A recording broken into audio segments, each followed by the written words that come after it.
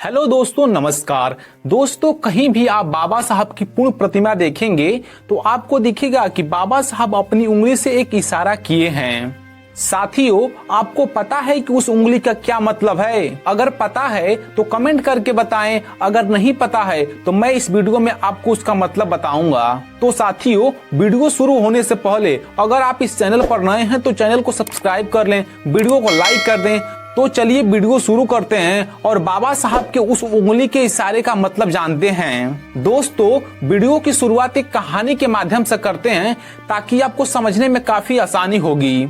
एक बार की बात है, एक बार एक लड़का और उसकी माँ 14 अप्रैल को मेला देखने जाते हैं। तो वह छोटा लड़का अपनी माँ के साथ उस मेले में घूमता है तो बाबा साहब की पूर्ण प्रतिमा देखता है। तो वह अपनी माँ से पूछता है कि माँ, यह किसकी मूर्ति है? तब उसकी माँ बताती है कि बेटा, यह आधुनिक भारत के निर्माता हैं, जिनका नाम है डॉक्टर भीमराव अंबेडकर, और इन्होंने ही SC ST OBC समाज को पढ़ने लिखने धन रखने सबके साथ समानता का अधिकार दिया। फिर वह लड़का अपनी माँ से पूछता है कि माँ, इनके हाथ में यह मोटा किताब जैसा क्या है? तो उसकी माँ बताती हैं कि बेटा, यह वही संविधान है जिससे यह पूरा देश चलता है, और इसे लिखने में बाबा साहब को 2 वर्ष 11 महीने 18 दिन लगा था। तब जाके भारतीय संविधान का निर्माण हुआ, और इसी संविधान के जरिए हम किसी से भी अपने हक और अधिकार के लिए लड़ सकते हैं। फिर वह लड़का पूछता है कि माँ, इनके पॉकेट में यह कलम क्यों लगाई गई है? तब उसकी माँ बताती हैं कि बेटा, यह वही कलम है जिससे बाबा साहब ने संविधान लिखा था, और बाबा साहब ने कहा था कि 1000 तलवारों से ज्यादा ताकतवर एक कलम में होती है। इसीलिए बाबा साहब ने हमें पढ़ने लिखने का अधिकार दिया कि यह बहुजन समाज पढ़ा लिखा रहेगा तो किसी भी मनवादी से अपने हक और अधिकार के लिए लड़ सकेगा।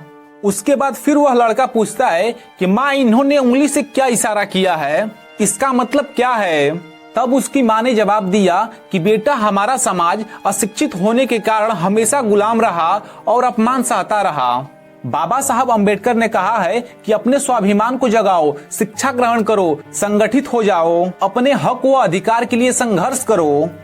इनके उंगली के इशारे का मतलब है कि दिल्ली दूर नहीं है, विद्यालय दूर नहीं है, तुम अब उठ जाओ, अध्ययन करो और अपने हक अधिकार के लिए लड़ो, और चल के दिल्ली के संसद पर कब्जा करो। बाबा साहब ने कहा था कि हम इस देश के शासक हैं और हमें इस देश पर राज करना है, तो यह शासक बनने के लिए इशारा कर रहे हैं। तो दोस्तों, हम लोगों का समाज सदियों से सोया हुआ था, अब जगने का वक्त आ गया है, दिल्ली के कुर्सी पर कब्जा करने का समय आ गया है।